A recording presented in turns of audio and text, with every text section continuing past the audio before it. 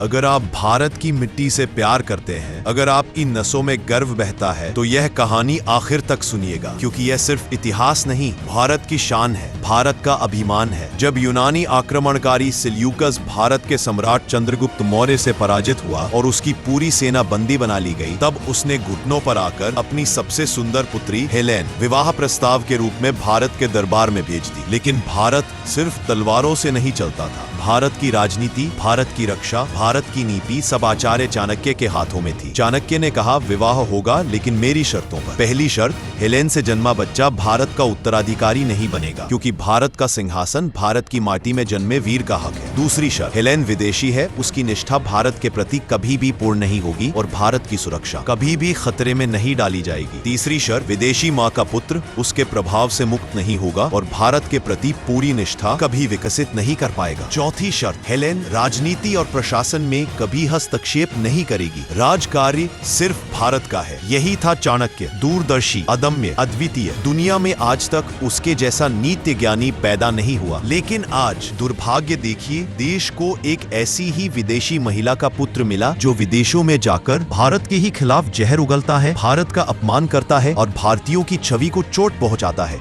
इतिहास हमें चेतावनी दे चुका है और आज हमें जाग जाना होगा। अगर आप भारत पर गर्व करते हैं, चाणक्य पर गर्व करते हैं और अपनी सभ्यता पर गर्व करते हैं, तो इस वीडियो को हर उस भारतीय तक पहुंचाइए जिसे अपने इतिहास की सच्चाई जानना जरूरी है। भारत महान था, भारत महान है और भारत महान रहेगा। अगर आपको भारत का इतिहास पसंद है तो कृपया चैनल को सब्सक्राइब करें, क्योंकि हम रोज आपको अनसुने तथ्य दिखाते हैं।